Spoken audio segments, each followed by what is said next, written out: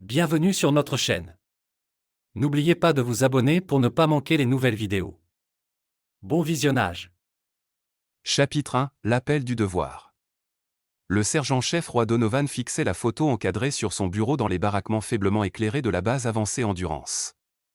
La photo brillante de 5x7 montrait sa femme Bridget souriant aux côtés de leurs enfants, Max, 12 ans, et Lily, 9 ans, devant leur modeste maison en Virginie. Le sable du désert avait rayé le verre, tout comme le temps avait usé son mariage au fil de 3 déploiements consécutifs. Roy passa ses doigts calleux sur le visage de sa femme. Autrefois, son sourire était sincère, mais maintenant, il ne se souvenait plus de la dernière fois qu'il l'avait entendu rire lors de leurs appels vidéo. Leur conversation s'était raccourcie, ses excuses devenaient plus fréquentes. 30 minutes avant le départ, Donovan appela le sergent-major Willis depuis la porte. Le briefing de renseignement vient d'arriver, c'est une cible de haute valeur cette fois. Roy plaça soigneusement la photo dans son sac à dos. J'arrive tout de suite, monsieur. À 35 ans, Roy avait passé 14 ans dans le renseignement militaire, spécialiste des opérations antiterroristes avec un talent particulier pour l'extraction et l'analyse d'informations. Sa capacité à assembler des fragments d'intelligence apparemment sans lien lui avait valu le surnom de « limier » parmi son unité. Ce même esprit analytique reconstituait maintenant le comportement de plus en plus suspect de sa femme. Lors de sa dernière permission, 6 mois auparavant, il avait remarqué un parfum inconnu dans leur salle de bain. Bridget l'avait balayé comme un échantillon de grands magasins. Il avait trouvé des reçus de restaurants dans des villes à 1 heure de route qu'elle n'avait jamais mentionnées. Lorsqu'il l'avait questionnée, elle avait parlé de soirées entre filles avec des collègues dont il n'avait jamais entendu parler. « Tu es paranoïaque, Roy » avait-elle dit. « C'est ce qui arrive quand tu passes ta vie à chercher des ennemis. » Peut-être avait-elle raison. 14 ans à traquer des terroristes l'avaient rendu méfiant par nature. Pourtant, Roy ne pouvait se débarrasser du sentiment que quelque chose n'allait pas à la maison pendant qu'il combattait la guerre de quelqu'un d'autre. La mission ce soir-là consistait à extraire des informations d'un présumé contrebandier d'armes dans un village isolé. En se préparant, son téléphone satellite vibra avec un message de Bridget « Ne m'appelle pas ce soir, je prends les enfants chez maman, mauvaise réception là-bas. » Sa mère vivait au centre-ville de Richmond, la réception y était parfaite. Un autre mensonge. 3 jours plus tard, Roy intercepta des communications révélant l'emplacement d'un chef insurgé de haute valeur. L'opération qui suivit fut un succès, valant à Roy une distinction. Alors que son équipe célébrait, il se retira dans ses quartiers et ouvrit l'application de sécurité domestique sur sa tablette, celle que Bridget ignorait qu'il avait installée avant son déploiement. La caméra de la chambre montrait une veste d'homme jetée sur son fauteuil de lecture à 2h14, heure de Virginie. Bridget entra dans le cadre avec un homme que Roy n'avait jamais vu. Il riait, buvait du vin, son vin d'occasion spécial dans des verres de cristal de leur mariage. Roy regarda, impassible, l'inconnu embrasser sa femme. Il ne détourna pas le regard lorsqu'ils se dirigèrent vers le lit, son lit. Au lieu de cela, il enregistra tout, son esprit tactique formulant déjà l'opération de collecte de renseignements de sa vie. Quand le commandant lui proposa une permission après la mission réussie, Roy refusa. « Je dois d'abord me préparer, monsieur, dit-il, la voix dénuée d'émotion. L'ennemi pense avoir l'avantage, je compte changer cela. » Chapitre 2 – Collecte de renseignements. « Tu es sûr de toi, mec ?» demanda Lewis Frost, l'ami le plus proche de Roy dans l'unité et spécialiste en communication, l'air inquiet, en aidant Roy à configurer des canaux sécurisés sur ses appareils personnels. « Je ne fais pas d'accusations sans preuve, » répondit Roy, vérifiant le transfert de fichiers cryptés. « Ce n'est pas comme ça qu'on opère. » Lewis siffla.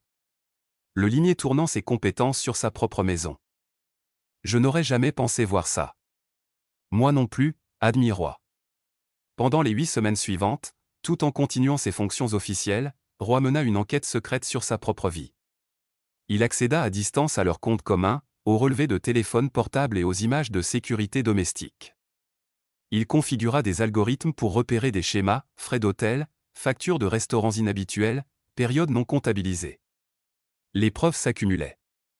L'homme était Perry Wexler, un représentant pharmaceutique qui avait emménagé dans leur quartier 11 mois plus tôt, peu après le début du 2e déploiement de Roy. Selon Facebook, il s'était rapidement intégré à la communauté, participant aux mêmes collectes de fonds scolaires que Bridget, rejoignant la même salle de sport. Leur liaison avait commencé environ 7 mois auparavant, coïncidant avec l'intérêt soudain de Bridget pour le fitness et les réunions de club de lecture qui se prolongeaient tard.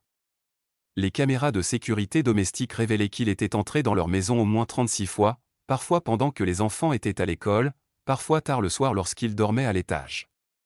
Ce qui troublait le plus Roy étaient les conversations enregistrées sur leur avenir ensemble. Roy sera déployé encore 4 mois, avait dit Bridget, blottie contre Perry dans le fauteuil de Roy. Après ce divorce, avec son dossier militaire, il aura de la chance d'avoir une visite mensuelle. Les tribunaux favorisent toujours la mère. Tu es sûr de ça, avait demandé Perry, caressant son bras. Divorcer d'un héros de guerre ne te rendra pas populaire par ici. Ce n'est pas un héros pour moi, avait répondu Bridget froidement. Il a choisi l'armée plutôt que nous il y a des années. De plus, nous avons couvert nos traces. Il ne saura rien de nous jusqu'à ce que je sois prête à lui dire. La goutte d'eau fut lorsque Roy découvrit des messages textes sur Perry emménageant dans la maison après le divorce, la maison que Roy avait achetée avec sa prime de combat et son allocation de séparation familiale. Ce que Bridget et Perry ignoraient, c'est que le niveau d'habilitation de sécurité de Roy et sa formation spécialisée lui donnaient accès à des ressources hors de portée des civils ordinaires. Son filet de collecte de renseignements s'élargit, et ce qu'il découvrit sur Perry Wexler lui glaça le sang. Perry n'était pas seulement un représentant pharmaceutique. Son dossier montrait des incohérences que Roy reconnut de son travail de contre-espionnage, les signes d'une identité fabriquée. Plus troublant encore, des dépôts d'argent importants dans des comptes offshore liés à des alias que Roy découvrit via l'accès à des bases de données militaires. Lorsqu'il confia enfin l'ampleur de ses découvertes à Lewis, le visage de son ami pâlit. « Ce n'est pas juste une liaison, dit Lewis. Ce type utilise ta femme pour accéder à quelque chose de précieux. » Pas seulement ma femme, répondit Roy calmement. Mes enfants, ma maison, ma vie. Il ferma l'ordinateur portable. Et je crois qu'il est lié au réseau que nous traquons ici. Bon sang, Roy, ça voudrait dire. Ça voudrait dire que ce n'est pas juste une femme infidèle. C'est une question de sécurité nationale. Chapitre 3, l'ennemi intérieur. Roy demanda une permission d'urgence 2 semaines avant son retour prévu, invoquant une crise familiale. Techniquement, ce n'était pas un mensonge. Donovan, vous avez 30 jours, l'informa le colonel Barrett. Mais vu ce que vous avez partagé sur les préoccupations potentielles de sécurité intérieure, j'autorise un accès continu à certaines ressources. Ça reste hors des registres, compris? Oui, monsieur. Merci. Le colonel ajouta, la voix adoucie, et Roy, que votre femme soit impliquée volontairement ou non, souvenez-vous de votre formation. Rassemblez les faits, vérifiez, puis agissez. Ne laissez pas l'émotion obscurcir votre jugement. Roy atterrit à l'aéroport international de Dulles à 15h42 un mardi pluvieux. Il n'appela pas Bridget. Au lieu de cela, il s'installa dans un motel à 20 miles de chez lui et établit sa base opérationnelle. Les 48 heures suivantes furent consacrées à la surveillance physique, à la mise en place de dispositifs de surveillance supplémentaires et à la coordination avec des contacts militaires de confiance. Ce qu'il découvrit confirma ses pires craintes. Perry Wexler était en réalité PAVL Resnik, un opérateur de niveau intermédiaire pour une organisation internationale spécialisée dans le vol de renseignements militaires. Sa technique était simple mais efficace, identifier les militaires avec des habilitations de sécurité élevées, enquêter sur leur situation familiale, puis cibler les conjoints vulnérables pendant les déploiements. Roy n'était pas le premier, 3 autres militaires avaient été ciblés de la même manière au cours des 5 dernières années, chaque cas se terminant par un divorce où l'opérateur maintenait une relation avec l'ex-épouse pour rester proche des enfants qui pourraient innocemment révéler des informations entendues de leur père. Le 3e jour, Roy rentra enfin chez lui, timing son arrivée pour que les enfants soient là, mais que Bridget soit encore à son travail administratif à temps partiel. Max ouvrit la porte, les yeux écarquillés de choc avant de se jeter dans les bras de son père. « Papa, tu es en avance. » Surprise, changement de déploiement, mentit Roy avec aisance, serrant fort son fils.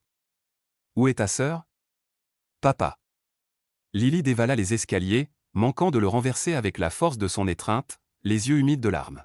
« Tu m'as tellement manqué. » Pendant un moment, Roy se permit d'être simplement un père retrouvant ses enfants. Il parlait avec excitation, se coupant la parole, lui montrant des projets scolaires et racontant des histoires pendant qu'il leur préparait des collations dans la cuisine, une cuisine où il avait vu Bridget et Perry préparer des dîners intimes via les caméras de sécurité. Et, tu as rencontré l'ami de maman, Monsieur Perry, demanda Max innocemment. Il vient souvent, il m'apprend à lancer une balle courbe. Roy maintint son sourire avec une discipline militaire. Vraiment? Que fait d'autre Monsieur Perry quand il vient? Les réponses innocentes des enfants confirmèrent tout. Perry avait systématiquement construit des relations avec eux, posant des questions désinvoltes sur le travail de Roy, ses déploiements, même les systèmes de sécurité qu'il utilisait. « Papa, tu vas bien ?» demanda Lily, remarquant que son expression s'était durcie. Roy força ses traits à s'adoucir. « Juste fatigué du vol, ma chérie. » Il consulta sa montre. « Écoutez, j'ai une surprise. Et si on allait prendre une glace avant que maman ne rentre? Je veux tout savoir sur l'école. » Il emmena les enfants pour une glace, puis au cinéma, documentant leur temps ensemble avec des photos et des vidéos. Quand ils rentrèrent, la voiture de Bridget était dans l'allée, à côté d'une Audi inconnue. « C'est la voiture de qui ?» demanda Roy nonchalamment. « C'est celle de Monsieur Perry, » dit Lily. « Il doit encore aider maman avec la douche cassée. » La mâchoire de Roy se serra momentanément avant de se détendre. « Pourquoi ne pas aller jouer dans le jardin quelques minutes? Je veux faire une surprise à maman. » Il entra chez lui en silence, ses années d'entraînement tactique évidentes dans ses mouvements. Il les entendit avant de les voir, le rire de Bridget venant de la chambre, la réponse murmurée d'un homme. Roy enregistra une vidéo sur son téléphone en approchant. « L'accord de séparation a l'air bien, » disait Perry. « Une fois déposé, nous demanderons la garde complète en raison de ses absences prolongées et de l'impact psychologique de son travail. L'armée ne conteste pas ces choses, mauvaise publicité. » « Et la maison ?» demanda Bridget. « Tant que nous pouvons montrer que tu en as besoin pour la stabilité des enfants, c'est pratiquement garanti. Les tribunaux militaires sont prévisibles de cette manière. » Roy entra dans l'embrasure de la porte de la cuisine. « Vraiment ? » Le choc sur le visage de Bridget aurait été satisfaisant si la situation n'avait pas été si grave. Perry se ressaisit plus rapidement, tendant la main avec un sourire entraîné. « Vous devez être roi. J'ai beaucoup entendu parler de vous. Perry Wexler. » Roy ignora la main tendue. « Intéressant, j'ai aussi entendu parler de vous, Pavelé. » Le sourire de Perry vacilla juste une microseconde, assez longtemps pour que Roy sache qu'il avait touché juste. « Roy, pourquoi n'as-tu pas appelé ?» bégaya Bridget. « Perry est juste un ami qui aide avec des réparations à la maison pendant ton absence. »« C'est comme ça que tu appelles ça ?» La voix de Roy restait étrangement calme. « Les enfants sont dehors. Nous allons avoir une conversation civilisée devant eux, puis je m'attends à ce que vous soyez tous les deux partis quand nous reviendrons. C'est ma maison. »« Techniquement, c'est notre maison, » protesta Bridget. Roy la corrigea, « et j'ai des preuves significatives qui pourraient intéresser à la fois le renseignement militaire et le FBI concernant les activités de ton ami. » Les yeux de Perry se plissèrent. « Vous êtes confus, soldat. Le décalage horaire peut faire ça. 3 déploiements, 14 ans de service, et une formation spécialisée en renseignement peuvent aussi faire des choses intéressantes, » répondit Roy posément. « Comme vous apprendre à reconnaître des schémas, à tracer des transactions financières, à relier les points. » Il se tourna vers Bridget. « Demande le divorce si tu veux, c'est ton droit. Mais comprends dans quoi tu es impliqué avant d'aller plus loin. »« Tu me menaces ?» demanda Bridget. « Non, je te donne des informations. Ce que tu en fais est ton choix. » Roy marcha vers la porte arrière. « Les enfants, allons dîner chez Freddy S. » En partant avec les enfants, Roy envoya un message pré-rédigé au colonel Barrett, confirmation sur Resnick, passage à la phase 2. Chapitre 4, premier mouvement. Les semaines suivantes se déroulèrent comme une partie d'échecs. 2 jours après son retour, Roy reçut les papiers de divorce citant des différends irréconciliables. L'avocate de Bridget, Veronica Slatt, une avocate de divorce prédatrice connue pour cibler les militaires, exigea la maison familiale, la garde complète des enfants, et 70% de la pension militaire de Roy. Roy engagea Franklin de la Cruz, un ancien officier JAG spécialisé dans la protection des droits des militaires. Après avoir examiné les preuves de Roy, le visage buriné de Franklin se plissa d'inquiétude. « Cela va au-delà d'un simple divorce, » dit-il dans son bureau. « Si vos renseignements sur Perry Wexler sont exacts, votre femme pourrait être involontairement impliquée dans de l'espionnage. »« Je crois qu'elle est involontaire, » admit Roy. « Manipulée, certainement, mais légalement complice. C'est ce que je dois déterminer. Et ces preuves que vous avez rassemblées, certaines pourraient ne pas être recevables en cour familiale en raison de la manière dont elles ont été obtenues. Roy hocha la tête. Je suis conscient. C'est pourquoi nous avons besoin de 2 pistes parallèles, une pour la cour familiale, une pour l'enquête fédérale. Franklin se pencha en arrière. Vous voulez les attirer, utiliser les procédures de divorce comme appât. Exactement. Il croit que je suis juste un mari désespéré luttant pour garder ses enfants. Laissons-les penser ça pendant que nous construisons le vrai dossier. L'audience initiale était prévue pour le 15 septembre. Au cours du mois précédent, Roy emménagea dans un petit appartement mais exerça son droit légal à un temps parental égal. Les enfants étaient confus et bouleversés par les changements soudains, surtout lorsque Bridget commença à permettre à Perry de passer la nuit. « Pourquoi maman laisse Monsieur Perry dormir à la maison alors que tu ne peux plus vivre avec nous ?» demanda Max lors d'une visite le week-end. « Parfois, les adultes prennent des décisions compliquées, » répondit Roy prudemment. « Mais je veux que vous sachiez que rien de tout cela n'est de votre faute, et je vais m'assurer que vous soyez tous les 2 pris en charge. » Quand il était seul, Roy poursuivait son enquête avec la bénédiction non officielle du colonel Barrett. Il coordonna avec une petite équipe de spécialistes du renseignement militaire qui aidèrent à suivre les mouvements et communications de Perry. Ce qu'ils découvrirent était troublant. Perry avait ciblé 3 autres familles militaires avant les Donovan, utilisant à chaque fois la même méthodologie. Il s'attaque aux familles où le militaire a accès à des informations classifiées, expliqua le capitaine Morale, un spécialiste en cybersécurité et Roy en dehors de ses heures. Il se rapproche du conjoint, orchestre un divorce, puis maintient un accès aux enfants en tant que figure parentale par alliance. Les enfants parlent, surtout aux adultes qu'ils font confiance. Ils répètent des choses qu'ils ont entendues, montrent des choses qu'ils ont trouvées. C'est insidieux mais efficace. Roy ajouta sombrement, a-t-on identifié son gestionnaire? On y travaille. Nous avons tracé des communications vers une société écran dans le Delaware que nous pensons être une façade. Mais voici quelque chose d'intéressant, de grosses sommes sont transférées sur des comptes accessibles à votre femme. L'expression de Roy s'assombrit. Le cheminement financier révélait que Bridget avait récemment ouvert un compte privé où des fonds importants étaient déposés, des fonds qui coïncidaient avec les calendriers de déploiement de Roy et les améliorations de son habilitation de sécurité. Le schéma suggérait des paiements pour des jalons d'intelligence spécifiques. Elle n'est pas seulement manipulée, réalisa Roy. Elle est rémunérée. La trahison était plus profonde que la liaison. Roy avait dédié sa vie à protéger son pays, pour découvrir que l'ennemi dormait dans son lit, élevant ses enfants, tout en vendant toutes les informations qu'il pouvait extraire de sa maison, de ses effets personnels, et peut-être des conversations innocentes de ses enfants. Quand Roy confronta Bridget à propos de l'argent lors d'un échange de garde, sa réaction confirma ses soupçons. « Tu espionnes mes comptes privés » siffla-t-elle, jetant un coup d'œil nerveux vers l'endroit où Perry attendait dans la voiture. « C'est illégal. » Est-ce plus ou moins illégal que d'accepter des paiements de ressortissants étrangers en échange d'un accès à des informations militaires, demanda Roy calmement. Parce que c'est ce que suggèrent les preuves. Tu es fou, lâcha-t-elle, mais sa voix tremblait. Perry est un représentant pharmaceutique. L'argent vient d'investissements qu'il m'aide à faire. Des investissements qui coïncident par hasard avec mes dates de déploiement et les changements dans mon habilitation de sécurité, dit-il, se penchant plus près. Réfléchis bien à ce dans quoi tu es impliqué, pour le bien des enfants, sinon pour le tien. Pour un bref instant, une incertitude traversa le visage de Bridget. Puis Perry klaxonna, et son expression se durcit à nouveau. Le juge entendra tout sur tes accusations paranoïaques et ta surveillance, dit-elle. Profite de tes visites tant qu'elles durent. À l'approche du 15 septembre, la bataille juridique s'intensifia. Véronica Slade déposa des motions d'urgence alléguant que Roy était instable et potentiellement dangereux en raison d'un trouble de stress post-traumatique, une condition dont il n'avait jamais été diagnostiqué. Le tribunal ordonna des évaluations psychologiques pour les 2 parents.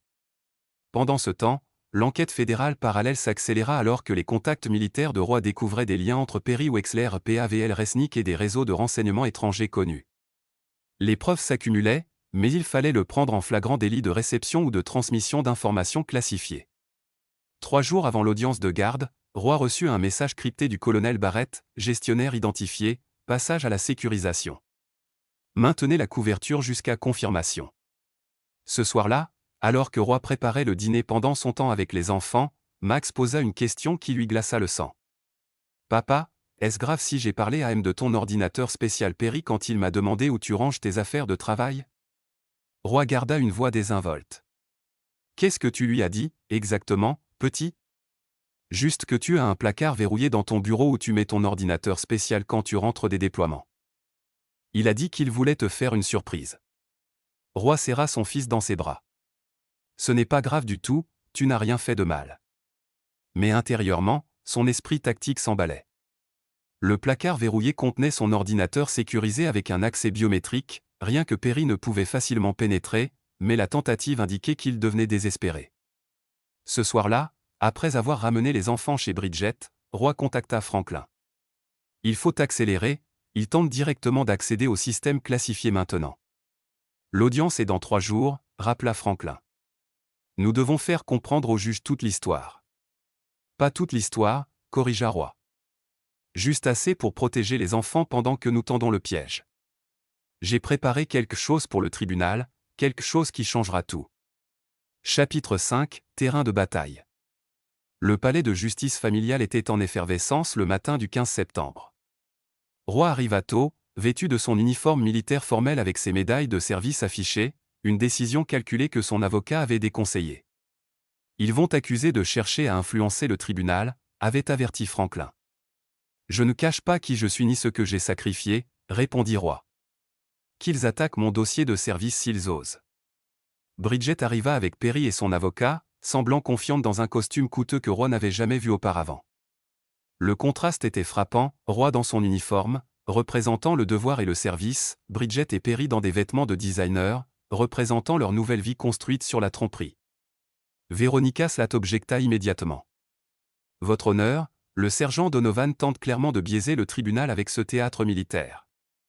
La juge Alberta Hulbrook, une femme sévère d'une 60aine d'années réputée pour son impartialité, regarda par-dessus ses lunettes. Mademoiselle Slat, les militaires ont le droit de porter leurs uniformes au tribunal. Objection rejetée. Les premières procédures suivirent des schémas prévisibles. L'avocat de Bridget dépeignit Roy comme un père absent dont le métier dangereux et les multiples déploiements le rendaient inadapté à une garde significative. Elle insistait sur son comportement paranoïaque depuis son retour, incluant la traque de Bridget et Perry et des accusations infondées.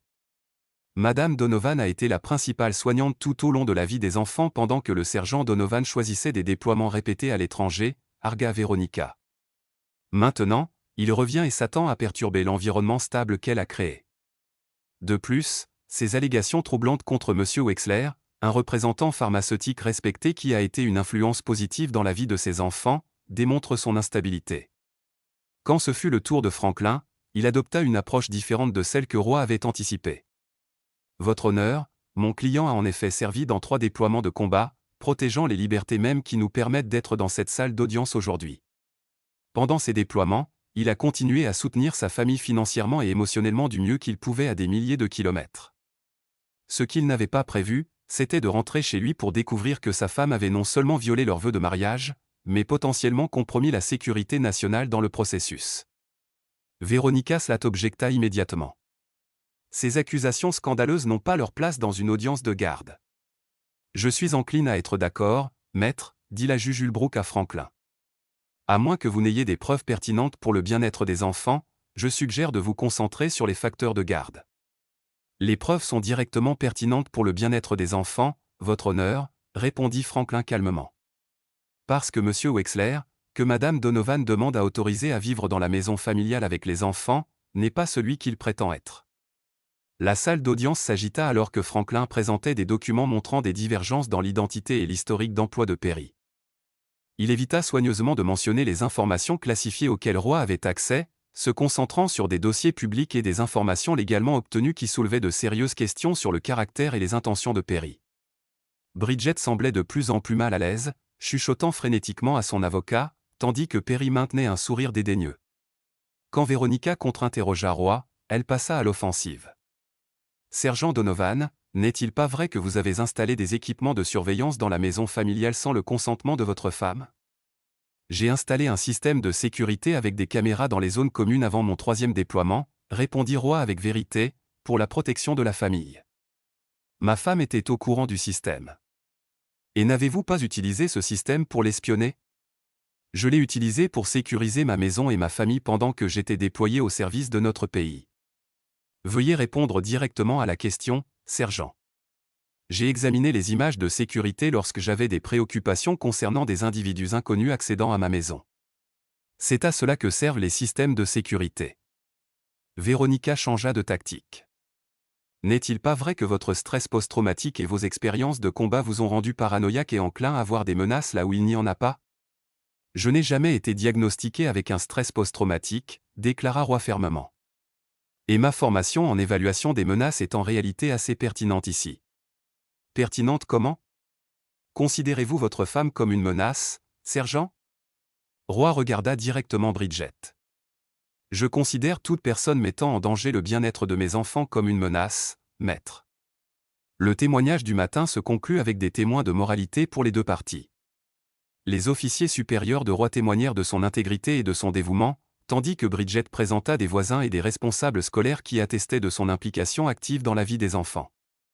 Après la pause déjeuner, la juge Ulbrook s'adressa aux deux parties. J'ai examiné les preuves préliminaires et les témoignages.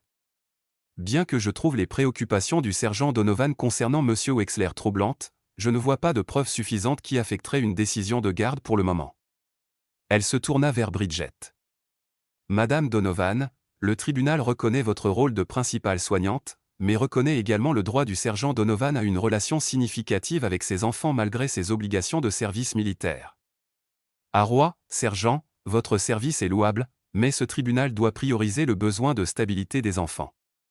Les commentaires préliminaires de la juge suggéraient qu'elle penchait pour accorder à Bridget la garde physique principale avec des visites libérales pour Roy, exactement ce que Bridget et Perry voulaient, et exactement ce que Roy avait anticipé. Avant de rendre ma décision, continua la juge Ulbrook, l'une ou l'autre des parties a-t-elle quelque chose à ajouter? C'était le moment que Roy attendait.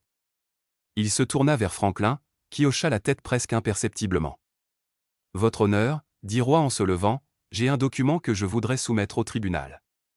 Il s'approcha du banc avec une seule feuille de papier, le point culminant de mois de travail de renseignement, vérifié par le renseignement militaire et le FBI. Le document ne contenait aucune information classifiée, seulement les résultats de leur enquête sur Perry Wexler PAVL Resnick, y compris ses connexions à des opérations de renseignement étrangères et le cheminement financier le liant à Bridget. Les yeux de la juge Ulbrook s'élargirent en lisant. Elle leva les yeux vers Roy, puis vers Perry et Bridget, son expression passant de la neutralité judiciaire à l'alarme. Que personne ne bouge, ordonna-t-elle sèchement. Huissier, fermez immédiatement les portes et sécurisez cette salle d'audience. Perry se leva soudainement. C'est ridicule, je ne suis pas soumis à ces procédures. Monsieur, asseyez-vous immédiatement. Commanda la juge. Bridget se tourna vers Perry, confuse. Que se passe-t-il? Qu'a-t-il donné? Les portes de la salle d'audience s'achèvent s'ouvrir pour laisser entrer 4 militaires officiers de police en tenue tactique complète, accompagnés de 2 agents du FBI en costume. PAVL Resnick, annonça l'agent principal du FBI, vous êtes en état d'arrestation pour espionnage contre les États-Unis et pour avoir opéré comme agent étranger non enregistré. L'avocate de Bridget laissa tomber ses dossiers sous le choc alors que les MPS se dirigeaient vers Perry, qui cherchait frénétiquement une issue. N'en trouvant aucune, il se précipita vers Bridget. Dis-leur que c'est une erreur. Dis-leur. 2 MPS l'interceptèrent avant qu'il ne puisse l'atteindre, le sécurisant rapidement et professionnellement pendant que les agents du FBI lui lisaient ses droits. Bridget resta figée, son visage blême alors que la réalité de sa situation se dessinait. Madame Donovan, dit le second agent du FBI en s'approchant d'elle, nous aurons besoin que vous veniez aussi pour un interrogatoire concernant votre implication dans cette affaire. Je ne comprends pas, murmura Bridget, regardant désespérément vers Roy. Qu'est-ce que c'est? Roy croisa son regard posément. Ce sont les conséquences des choix, Bridget. Les tiens et les miens. La juge Ulbrook frappa son marteau. Cette audience de garde est suspendue en attendant l'issue de cette enquête fédérale. Sergent Donovan, étant donné ces circonstances extraordinaires, je vous accorde la garde temporaire d'urgence des enfants. Nous reconviendrons lorsque la situation sera clarifiée. Alors que les MPS emmenaient Perry, il croisa le regard de Roy une dernière fois. Le masque de Perry Wexler était complètement tombé, révélant le calcul froid de PAVL Resnick. À ce moment, Roi vit ce avec quoi ses enfants avaient vécu, un prédateur qui les avait ciblés comme des pions dans un jeu dangereux. À l'extérieur de la salle d'audience, le colonel Barrett attendait. Opération propre, Donovan. Merci pour votre soutien, monsieur. Les enfants sont en sécurité à l'école, je vais les récupérer moi-même. Le colonel hocha la tête. Ce n'est pas fini. Son réseau est vaste. Les enfants auront besoin de protection jusqu'à ce que nous ayons démantelé toute la cellule. Compris, monsieur. Roy se redressa, tout en soldat. Je défendrai ce qui est à moi. Chapitre 6, Dégâts collatéraux. Les suites de la révélation en salle d'audience se déroulèrent rapidement. L'arrestation de Perry fit la une des journaux nationaux, agent étranger arrêté dans une affaire d'espionnage militaire. Des camionnettes de médias campèrent devant la maison des Donovan, forçant Roy à relocaliser temporairement avec les enfants dans une installation militaire sécurisée. Bridget ne fut pas arrêtée ce jour-là, mais emmenée pour un interrogatoire approfondi. L'enquête du FBI révéla qu'elle avait accepté plus de $2,000 en paiement déguisé en honoraires de conseil et retour sur investissement, tous coïncidant avec des dates clés dans le calendrier de déploiement de Roy et des mises à jour de son habilitation de sécurité. 2 semaines après la confrontation en tribunal, Roy rencontra l'agente spéciale du FBI Diana Walsh pour examiner les conclusions. Nous croyons que votre épouse était une participante consciente, sergent Donovan, expliqua Walsh, lui montrant des relevés de transactions. Le schéma des paiements est trop cohérent avec vos activités militaires pour être fortuit. Cependant, nous ne pensons pas qu'elle comprenait l'ampleur de l'opération du Resnick. Ce qui signifie? Cela signifie qu'elle savait probablement qu'elle était payée pour fournir un accès à vos affaires, votre emploi du temps, et des informations sur votre travail. Elle s'est probablement persuadée que c'était de l'espionnage d'entreprise, pas de la trahison. Walsh ferma le dossier. Elle coopère maintenant, prétendant que Resnick l'a manipulée. Cela pourrait réduire ses accusations, mais elle risque encore une peine fédérale significative. Roy absorba cela avec le calme qui était devenu sa marque de fabrique. Mais intérieurement, il luttait avec des émotions contradictoires. La trahison était absolue, pas seulement de leur vœu de mariage, mais de tout ce pourquoi ils se battaient. Les enfants étaient dévastés. Expliquer l'absence de leur mère nécessita des conversations douloureuses qu'aucun parent ne devrait avoir à tenir. « Est-ce que maman est une mauvaise personne ?» demanda Lily une nuit, sa petite voix se brisant. Roy choisit ses mots avec soin, « Votre mère a fait de très mauvais choix qui ont blessé beaucoup de personnes, mais elle vous aime toujours. » Mais elle a aidé un mauvais homme, dit Max, affichant la certitude morale en noir et blanc de la jeunesse. Perry essayait de te faire du mal à toi et à d'autres soldats. Les gens sont compliqués, fils. Ils peuvent faire des erreurs terribles sans être de mauvaises personnes. Même en disant cela, Roy n'était pas sûr d'y croire lui-même. Les procédures de divorce reprirent avec Bridget dans une position considérablement affaiblie. Son avocate se retira de l'affaire, ne voulant pas être associée à un scandale d'espionnage. Ses parents, dévastés par les actions de leur fille, plaidèrent néanmoins pour elle, engageant un nouvel avocat spécialisé à la fois en défense pénale et en droit de la famille. À l'audience reprogrammée, Bridget apparut en tenue de détenue, s'étant vue refuser une caution en raison du risque de fuite. La femme confiante et élégante qui avait exigé la maison et la garde complète avait disparu. À sa place se tenait une accusée aux yeux creux, confrontée non seulement à un divorce mais à des accusations fédérales. La juge Ulbrook, qui avait présidé l'audience initiale, se récusa, étant témoin dans l'affaire fédérale. Le nouveau juge, Raymond Ortiz, examina l'affaire avec un regard neuf. Ce sont des circonstances exceptionnelles, nota-t-il dans ses remarques préliminaires. Le tribunal doit séparer les allégations criminelles des considérations de garde tout en reconnaissant leur impact inévitable. Le nouvel avocat de Bridget, Martin Greenberg, argua que malgré ses problèmes juridiques, Bridget méritait de maintenir une relation avec ses enfants. Votre honneur, Madame Donovan a commis de graves erreurs de jugement, mais son amour pour ses enfants est sincère. Nous demandons au tribunal de considérer des visites supervisées pendant que son affaire pénale progresse. Franklin de la Cruz contre-attaqua avec des preuves de la volonté de Bridget d'utiliser les enfants pour extraire des informations sur le travail du roi. Le dossier montre que Madame Donovan a encouragé les enfants à observer les habitudes de travail de leur père et à lui en rendre compte ainsi qu'à Monsieur Resnick. Elle a placé ses enfants dans une position dangereuse d'agent de renseignement inconscient, démontrant un échec fondamental à protéger leur bien-être. La preuve la plus accablante vint de Max lui-même, qui témoigna via une télévision en circuit fermé pour éviter un traumatisme supplémentaire. Maman me donnait des friandises spéciales quand je lui parlais du travail de papa, expliqua-t-il nerveusement. Elle disait que c'était un jeu pour voir ce dont je pouvais me souvenir de l'ordinateur de papa et des appels téléphoniques qu'il passait.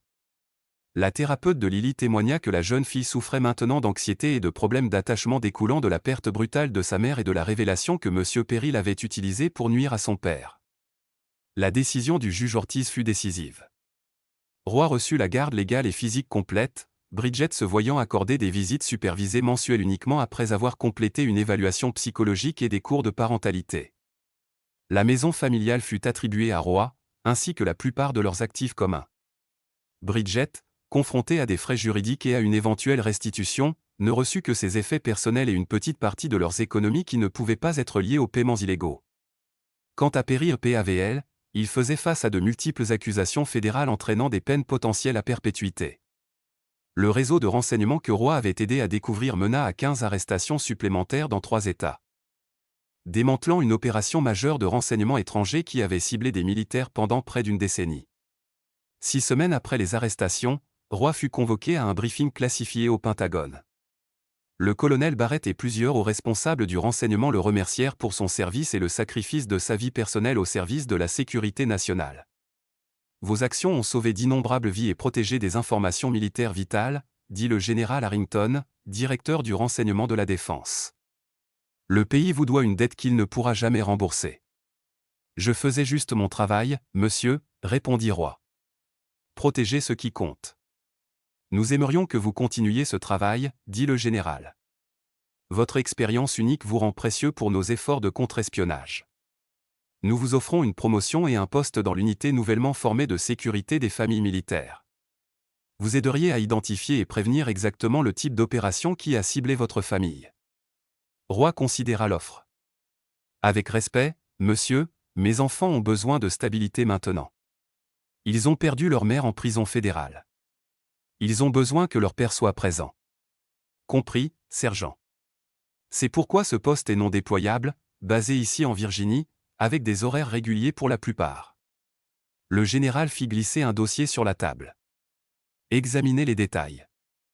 Ce travail protégerait d'autres familles militaires de vivre ce que la vôtre a enduré. Ce soir-là, Roy s'assit sur la terrasse de la maison familiale, maintenant uniquement la sienne et celle des enfants, examinant l'offre. Le poste lui permettrait de continuer à servir tout en restant présent pour Max et Lily.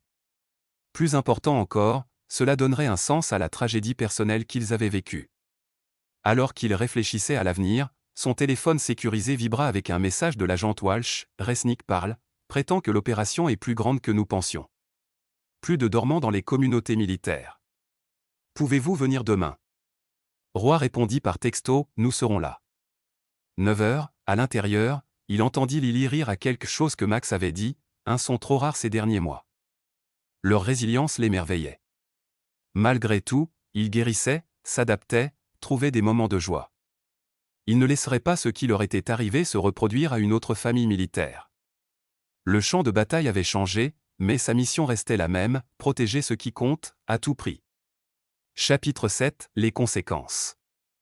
1 an après la révélation en tribunal, Roy se tenait au comptoir de sa cuisine, examinant des formulaires d'autorisation scolaire pendant que les enfants prenaient leur petit déjeuner.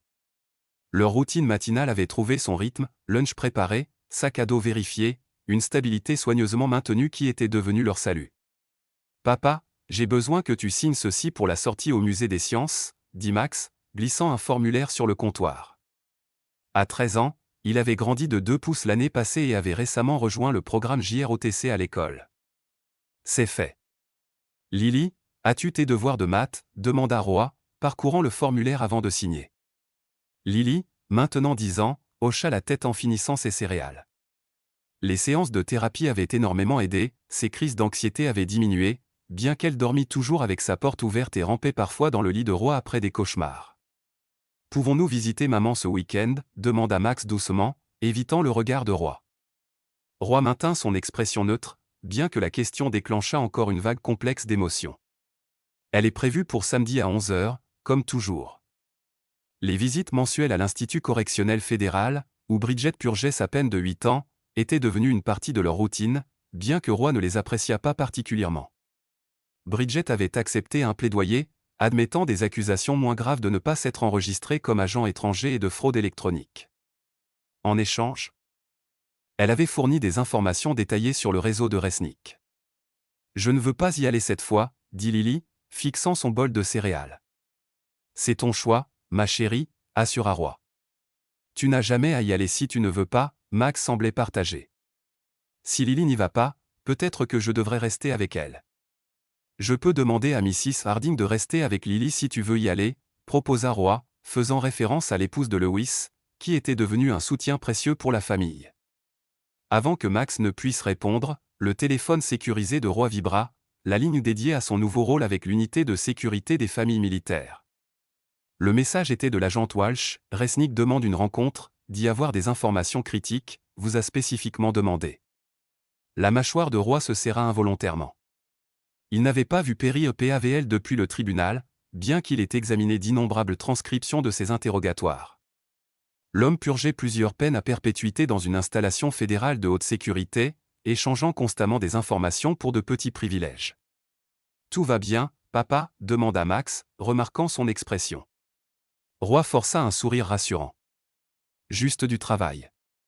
Finissez, ou vous allez rater le bus. » Après avoir accompagné les enfants, Roy se rendit à l'installation sécurisée où opérait l'unité MFSU. Au cours de l'année écoulée, ils avaient identifié et neutralisé 3 autres opérations de renseignement étrangères ciblant des familles militaires. L'expérience personnelle de Roy le rendait exceptionnellement efficace pour repérer les signes avant-coureurs et les schémas que d'autres pourraient manquer. Le colonel Barrett, maintenant brigadier général Barrett et directeur de l'unité, attendait dans la salle de conférence avec Walsh. « Il est transporté depuis le Colorado », dit Barrett. « Arrive à 14 heures. Il prétend avoir des informations exploitables sur des agents dormants que nous n'avons pas encore identifiés. »« Pourquoi maintenant ?» demanda Roy. « Et pourquoi moi spécifiquement ?» Walsh haussa les épaules. « Dit qu'il ne parlera qu'à vous. Ça pourrait être légitime, ou des jeux psychologiques.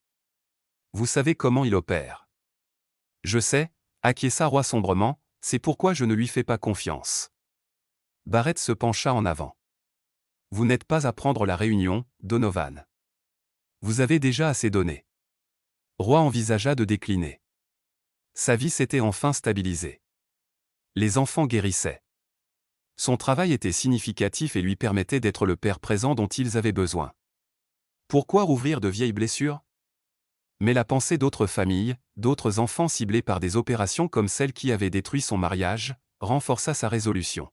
« Je prendrai la réunion, mais à mes conditions, pas les siennes. » La salle d'interrogatoire sécurisée était délibérément austère, une table métallique boulonnée au sol, 2 chaises, des murs renforcés, et une surveillance continue.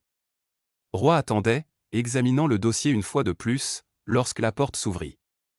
Pavel Resnick, anciennement connu sous le nom de Perry Wexler, entra en chaîne, escorté par 2 gardes. L'année en prison l'avait vieilli, son sourire autrefois charmant remplacé par une acuité émaciée, ses vêtements de designer échangés contre un uniforme de prisonnier. Sergent-chef Donovan, le salua Resnick avec un léger accent qui n'avait jamais été présent dans son personnage de Perry Wexler. « Où est-ce lieutenant maintenant ? J'ai entendu dire que vous avez reçu une promotion. »« Passons les politesses, » répondit Roy froidement. « Vous avez requis cette réunion. Parlez. » Resnick l'étudia avec des yeux calculateurs. « Comment vont les enfants ? Max doit être au collège maintenant, et la petite Lily, toujours peur des orages. » L'expression de Roy resta impassible, bien que sa colère s'enflamme intérieurement à la mention désinvolte de ses enfants par Resnick. « Vous avez perdu le privilège de savoir quoi que ce soit sur ma famille. Cette réunion se termine maintenant à moins que vous ne fournissiez des informations exploitables. » Resnick sourit légèrement. Toujours le professionnel. C'est pourquoi ils n'ont jamais soupçonné que vous étiez sur leurs traces. Il se pencha en avant, baissant la voix. Il y a une opération à Norfolk, renseignement naval. 3 actifs, ciblant actuellement la famille Harrison, lieutenant-commandant en technologie sous-marine. Roy prit des notes sans révéler s'il trouvait l'information précieuse. Des noms. Ce serait trop facile. Les yeux de Resnick brillèrent de manipulation familière. Je veux quelque chose en retour. Vous n'êtes pas en position de négocier. Je suis exactement en position de négocier. Je fournis des informations, je reçois des considérations. C'est comme ça que ça fonctionne. Que voulez-vous? Demanda Roy, bien qu'il anticipa déjà la réponse. Un contact avec Bridget. Le stylo de Roy s'arrêta momentanément sur le papier. Pas possible. Juste des lettres, surveillées, censurées, tous les protocoles de sécurité que vous jugez nécessaires. Resnick se redressa. Nous étions amoureux, vous savez. Tout n'était pas une opération. Épargnez-moi, dit Roy platement. Vous l'avez ciblé à cause de mon habilitation de sécurité.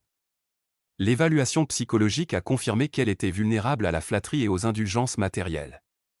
Procédure standard pour vos gestionnaires. Est-ce ce que vous vous dites? Demanda Resnick. Qu'elle ne pouvait pas tomber amoureuse de quelqu'un d'autre? Roy reconnut la tentative de guerre psychologique et refusa de s'engager. Vous n'avez rien de valeur. Cette réunion est terminée. En se levant pour partir, Resnick parla rapidement. Michael Turner, actuellement employé comme instructeur de voile à la marina de Norfolk, donne régulièrement des leçons aux filles adolescentes de Harrison. Les vérifications de ses antécédents montreront des incohérences si vous savez où regarder. Roy posa, puis s'assit à nouveau. Continuez à parler. Pendant la prochaine heure, Resnick fournit des informations détaillées sur l'opération de Norfolk et 2 autres à San Diego et Pensacola. Les informations étaient spécifiques, vérifiables, et potentiellement précieuses. Pourquoi abandonner ça maintenant? Demanda enfin Roy. Resnick haussa les épaules. Mes anciens employeurs ont tenté de m'éliminer le mois dernier. Une embuscade lors d'un transfert en prison a échoué, évidemment, mais le message était clair. Mon utilité pour eux est terminée, donc ma loyauté s'est ajustée en conséquence. Et les lettres à Bridget?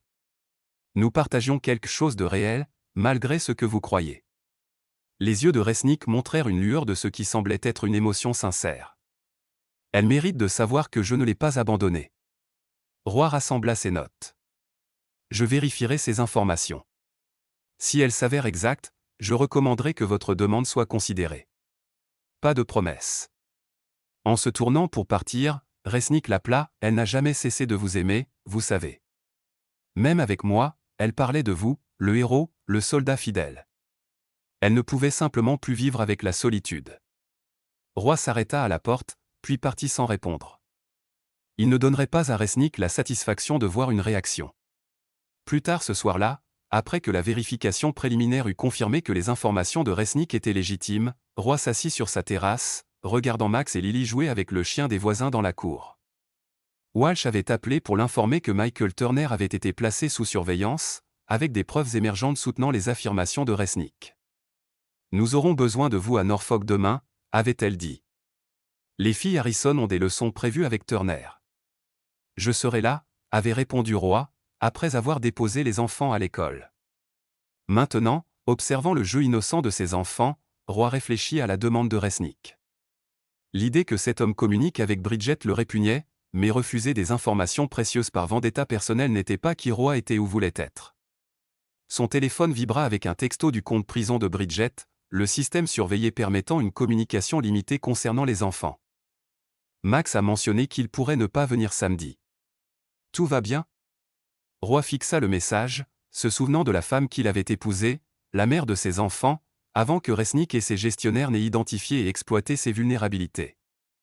La femme qui, selon son évaluation psychologique, s'était convaincue que les informations qu'elle fournissait n'étaient pas vraiment nuisibles, juste une concurrence d'entreprise. Il tapa une réponse, il est partagé. Son choix. Lily ne vient définitivement pas ce mois-ci. La réponse arriva rapidement, je comprends. Merci de ne pas les avoir complètement montés contre moi. Tu aurais pu. Roy ne répondit pas. La vérité était plus compliquée que Bridget ne le comprendrait jamais. Il n'avait jamais essayé de monter les enfants contre elle, malgré la douleur qu'elle avait causée. Pas parce qu'il lui avait pardonné ou il ne l'avait pas fait et doutait de le faire un jour, mais parce que les enfants avaient besoin de traiter leurs propres sentiments sans son influence. « Papa, viens jouer », appela Lily depuis la cour, agitant la main avec enthousiasme. Roy rangea son téléphone et rejoignit ses enfants, repoussant les pensées de Resnick, Bridget, et la sécurité nationale à l'arrière de son esprit pour quelques heures précieuses. Demain apporterait de nouveaux défis, de nouvelles menaces à neutraliser. Mais ce soir appartenait à Max et Lily. Chapitre 8, Confiance brisée. 2 ans après la révélation en tribunal, la vie s'était installée dans ce que le thérapeute de Roy appelait la nouvelle normalité. Les enfants prospéraient académiquement, les cauchemars s'étaient largement estompés. Le travail de Roy avec l'unité MFSU s'était élargi à des programmes de formation pour les familles militaires, les aidant à reconnaître et éviter le ciblage par des agents étrangers. Bridget avait purgé 3 ans de sa peine de 8 ans, avec une possible libération anticipée pour coopération continue. Ses visites mensuelles avec les enfants étaient devenues plus confortables, bien que Roy maintint toujours ses distances, coordonnant via les responsables de la prison et occasionnellement Madame Hardigne, qui transportait les enfants lorsque le travail de Roy nécessitait des déplacements. L'opération de Norfolk révélée par Resnick mena à 5 arrestations et prévint des pertes d'intelligence significatives. Les informations ultérieures qu'il fournit s'avérèrent tout aussi précieuses, conduisant à une approbation réticente de sa demande de correspondance surveillée avec Bridget. Roy avait été informé mais pas consulté sur cette décision, qu'il accepta professionnellement tout en la trouvant personnellement troublante. Par un matin d'octobre frais, Roy examinait les protocoles de sécurité pour une prochaine retraite de famille militaire lorsque sa ligne sécurisée sonna. C'était Walsh, la voix tendue. « Nous avons besoin de vous au quartier général immédiatement. » Problème avec Resnick. Quel genre de problème? Le genre qu'il vaut mieux discuter en personne. Ça implique Bridget et les enfants. Le sang de Roy se glaça. J'arrive. Au quartier général, il trouva non seulement Walsh mais le général Barrett, le directeur de la prison de Bridget, et 2 spécialistes en cybersécurité du FBI. Que s'est-il passé? Demanda Roy. Walsh fit signe à l'un des spécialistes, qui afficha une série de communications sur l'écran principal. Ce sont soi-disant les lettres surveillées approuvées entre Resnick et votre ex-femme au cours des 8 derniers mois. Roy les parcourut, des réminiscences apparemment innocentes, des expressions de regret, des discussions sur la littérature et les conditions de prison. Rien d'apparemment préoccupant. Et celle-ci, continua le spécialiste, affichant un autre ensemble, sont les communications réelles que nous venons de découvrir. Ils échangeaient à travers un canal secret sophistiqué intégré dans le texte approuvé. Les messages décodés révélèrent quelque chose de bien plus sinistre. Resnick et Bridget avaient communiqué dans un code élaboré, discutant non seulement de leur relation personnelle, mais du travail actuel de Roy, de son emploi du temps. Et, de manière alarmante, de détails sur les enfants. Comment est-ce possible? Demanda Roy, luttant pour maintenir son calme. Chaque communication est censée être vérifiée. Le directeur semblait profondément mal à l'aise. La méthode de codage était extrêmement sophistiquée, des techniques stéganographiques intégrées dans des phrases apparemment innocentes, déclenchées par des motifs de mots spécifiques. Nos protocoles de vérification réguliers l'ont manqué. Nous ne l'avons découvert que grâce à un système de reconnaissance de motifs paria récemment mis en œuvre. Resnick était intelligent, formé, ajouta Walsh. Et il semble qu'il ait enseigné à Bridget la méthode de codage à travers les lettres approuvées, construisant le système progressivement sous notre nez. L'attention de Roy se concentra sur un message décodé particulier de Bridget. Max a mentionné que la nouvelle petite amie de R travaille dans un programme nucléaire. Besoin du nom et du niveau d'accès. Elle utilisait les visites pour recueillir des renseignements auprès des enfants, réalisa Roy, sa voix dangereusement basse. Sur moi. Sur mon travail. Personne ne le contredit. Les preuves étaient claires. Le général Barrett s'éclaircit la gorge. Nous révoquons tous les privilèges de communication pour eux deux, effectifs immédiatement. Bridget est transférée dans une installation de sécurité supérieure sans provision de contact sauf pour son avocat. Resnick perd tous les privilèges qu'il a gagnés par sa coopération. Et les enfants? Demanda Roy. C'est en partie pourquoi nous vous avons appelé, dit Walsh doucement. Le contenu suggère que Bridget les a systématiquement interrogés pendant les visites, particulièrement Max, sur votre vie personnelle et les détails de votre travail. Étant donné votre position, cela représente une brèche de sécurité significative potentielle. Les implications frappèrent Roy comme un coup physique. Les visites mensuelles qu'il avait facilitées, croyant qu'elles étaient importantes pour la guérison émotionnelle des enfants, avaient été transformées en armes. Bridget n'avait pas changé du tout, elle avait simplement adapté ses méthodes. Nous devons interroger les enfants, dit l'un des agents du FBI. Déterminer exactement quelles informations ont pu être compromises. Non, déclara Roy fermement. Ils ont été assez traumatisés. Je m'en occupe. Donovan, commença le général Barrett, le protocole exige. Avec tout le respect dû, monsieur, ce sont mes enfants. Je sais comment les interroger sans causer de traumatisme supplémentaire. J'ai été formé à ces techniques, et je comprends exactement quelles informations nous devons évaluer pour la brèche. Après discussion, un compromis fut atteint. Roy aurait une conversation initiale avec les enfants, enregistrée à des fins de sécurité, en présence d'un psychologue pour enfants. Sur la base de ces conclusions, une décision serait prise concernant une enquête plus approfondie. Ce soir-là, Roy s'assit à la table de la cuisine avec Max, maintenant 14 ans, et Lily, 11 ans. Il les avait récupérés tôt de leurs activités après l'école, sachant que cette conversation ne pouvait pas attendre. « J'ai besoin de vous poser des questions importantes sur vos visites avec maman », commença-t-il prudemment.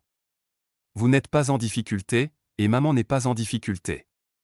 Nous devons juste comprendre certaines choses. » L'expression de Max devint immédiatement méfiante. « Quel genre de choses ? Pendant vos visites, est-ce que maman vous pose des questions sur moi ? Sur mon travail ou sur les gens que je connais ?»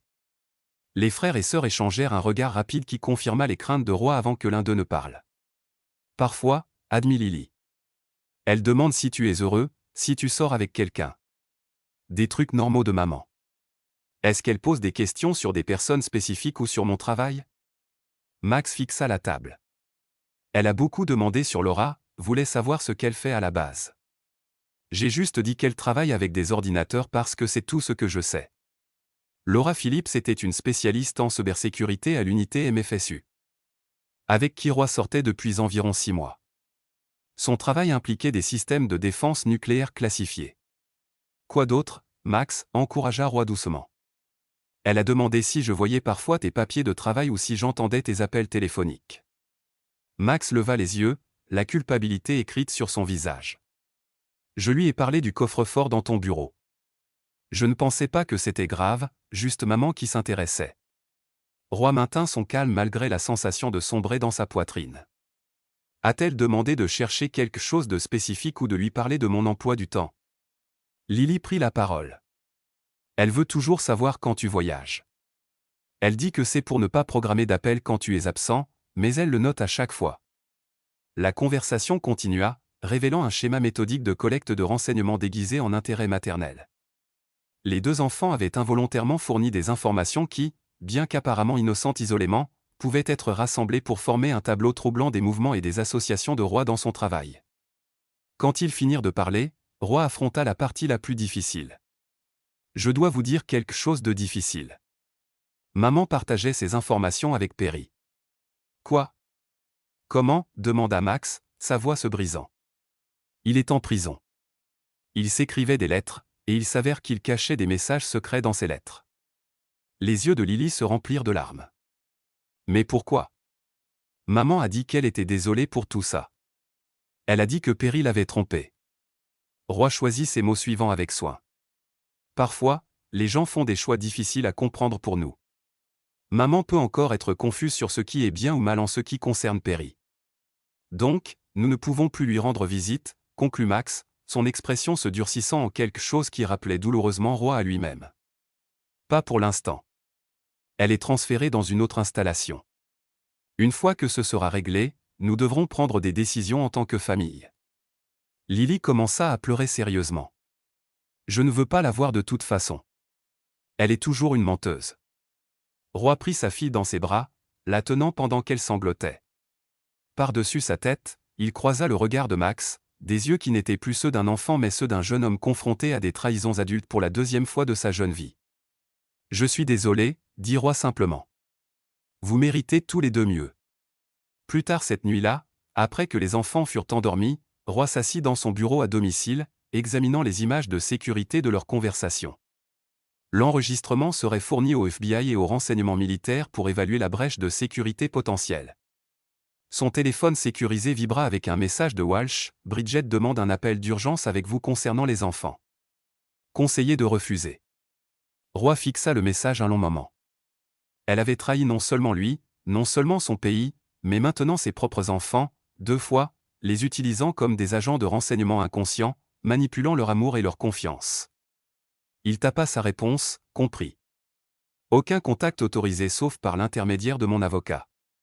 En posant le téléphone, il remarqua un devoir scolaire sur le bureau de Max, un essai intitulé « Les héros dans nos vies ».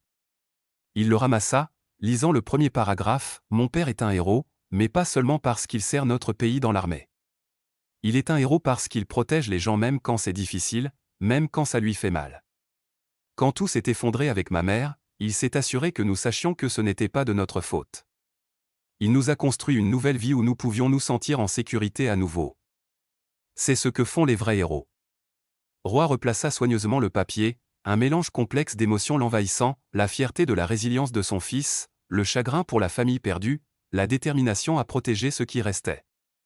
Demain, il commencerait le processus de demande de résiliation des droits parentaux de Bridget en raison de ses activités criminelles continues impliquant les enfants.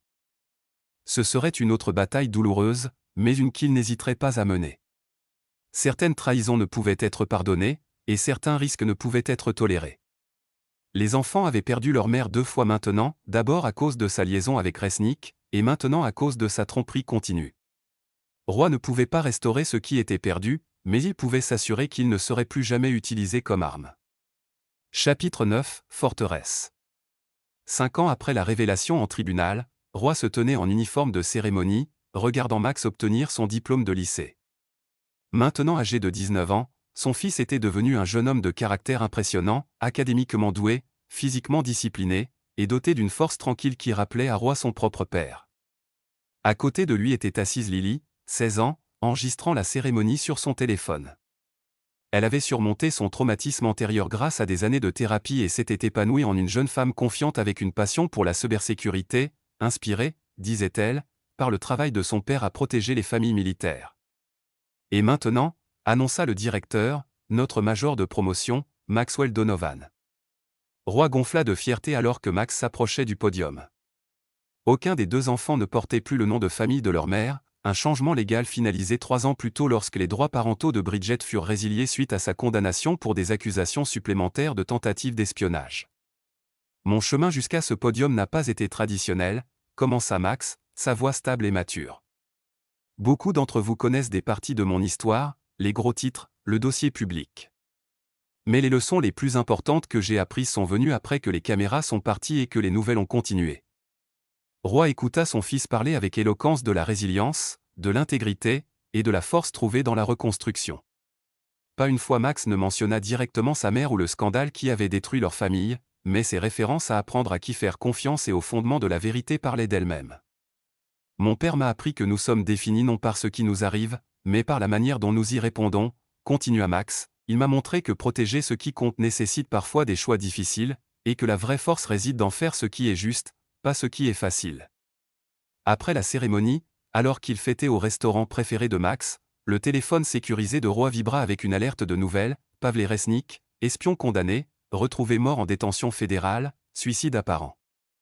Roy montra silencieusement le téléphone à Laura, maintenant son épouse depuis 2 ans, qui haussa un sourcil en réponse. Ils savaient tous deux assez sur les opérations de renseignement pour se demander si les anciens gestionnaires de Resnick l'avaient finalement atteint, éliminant un fil lâche qui avait survécu à son utilité. « Tout va bien, papa ?» demanda Max, remarquant l'échange. « Rien qui nous concerne plus », répondit Roy, rangeant le téléphone. « Juste du travail. » Ce soir-là, alors que Max faisait ses valises pour l'académie militaire où il commencerait sa formation à l'automne, suivant les traces de son père mais choisissant la division de cybersécurité de l'Air Force plutôt que le renseignement de l'armée, Roy reçut une autre alerte, B. Donovan demande une communication finale par l'intermédiaire de son conseil, prétend avoir des informations critiques concernant le réseau de R. Roy supprima le message sans répondre. Bridget avait fait des revendications similaires 3 fois au cours des 5 dernières années, offrant à chaque fois des fragments d'informations en échange de restrictions réduites ou de droits de visite. À chaque fois, les informations s'avéraient minimes ou obsolètes, tandis que ses motifs restaient manipulateurs. Les enfants n'avaient pas vu leur mère depuis plus de 3 ans, depuis la révélation de sa collecte continue de renseignements à travers eux. Max avait coupé les ponts, refusant tout contact. Lily avait maintenu une correspondance écrite supervisée sporadique jusqu'à son 16e anniversaire, lorsqu'elle aussi avait décidé de mettre fin au contact. « Papa ?» Lily apparut à la porte de son bureau, « On peut parler ?» Toujours, Roy dégagea de l'espace sur son bureau où il examinait les documents de l'académie de Max. Lily s'assit, légèrement agitée. L'avocat de maman m'a envoyé un email. Elle veut me voir avant que je commence l'université l'année prochaine. Elle dit qu'elle a des choses importantes à me dire, qui ne peuvent être dites qu'en personne. Roy garda une expression neutre. Qu'en penses-tu? Je pense qu'elle essaie toujours de nous manipuler, répondit Lily, sa voix portant une maturité au-delà de ses années. Mais une partie de moi se demande si je devrais l'écouter, juste pour enfin clore ce chapitre. C'est ta décision, Lily. Tu es assez grande pour la prendre toi-même. Roy choisit ses mots suivants avec soin. Mais souviens-toi, la fermeture ne vient pas toujours de sources externes. Parfois, nous la trouvons en nous-mêmes. Lily hocha la tête pensivement. Tu n'as jamais eu de fermeture avec elle, n'est-ce pas? J'ai trouvé ma propre version, répondit Roy honnêtement. En me concentrant sur ce que je pouvais contrôler, créer un foyer sûr pour toi et Max, faire un travail significatif, construire une vie basée sur la vérité plutôt que sur les mensonges. Regrettes-tu parfois comment les choses se sont passées? Ne pas lui pardonner? Roy considéra la question sérieusement. Je n'ai jamais regretté de vous protéger, toi et Max. Quant au pardon, certaines trahisons vont trop loin, affectent trop de personnes innocentes. Ta mère ne m'a pas seulement trahi, elle vous a trahi, toi, Max, son pays, et finalement elle-même. Et ça, pour moi, c'est impardonnable. Mais ton chemin est le tien.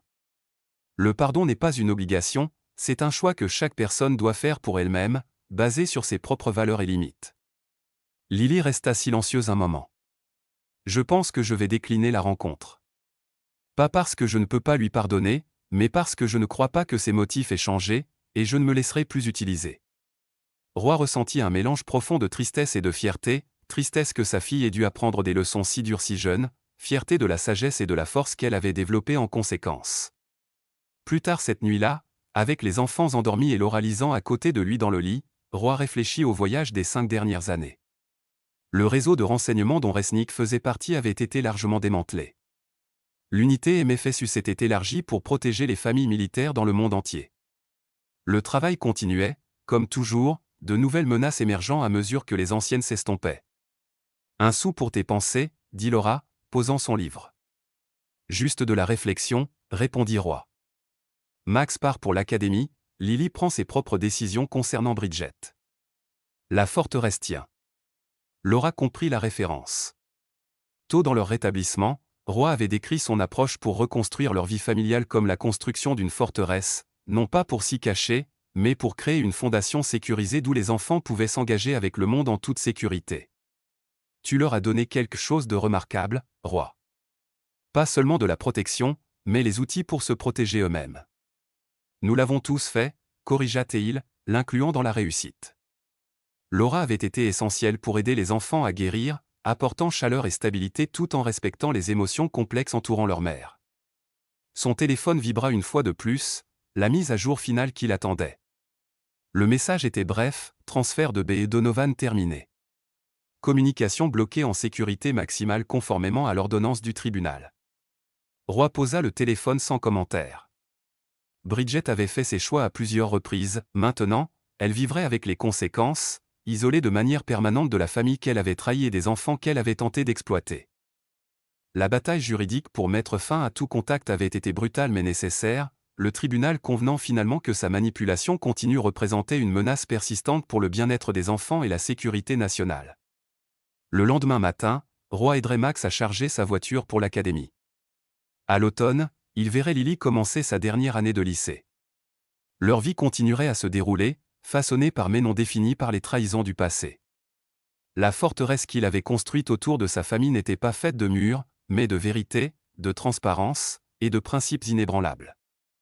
À l'intérieur de ses limites, ses enfants avaient trouvé non seulement la sécurité, mais la force.